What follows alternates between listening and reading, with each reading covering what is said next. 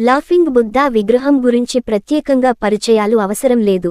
Laughing Buddha గురించి చాలా మందికి తెలిసే ఉంటుంది. చాలా మంది నవ్వుతూ ఉండే బుద్ధుడి విగ్రహాన్ని ఇంట్లో ఉంచుకుంటూ ఉంటారు.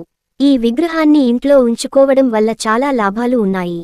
ఇంట్లో లాఫింగ్ బుద్ధ విగ్రహం ఉంచడం వల్ల శాంతి, శ్రేయస్సు అనేది పెరుగుతాయని చాలా మంది నమ్ముతారు.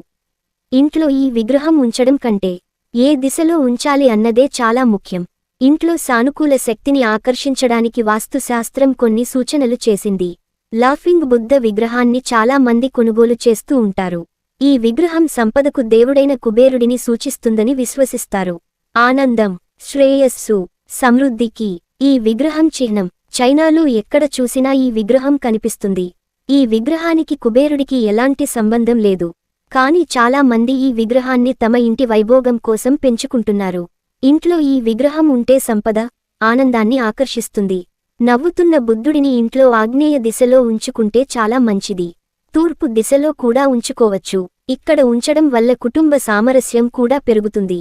విభేదాలు అనేవి తగ్గుతాయి. ఇంట్లో నెగటివ్ ఎనర్జీ కూడా తగ్గుతుంది.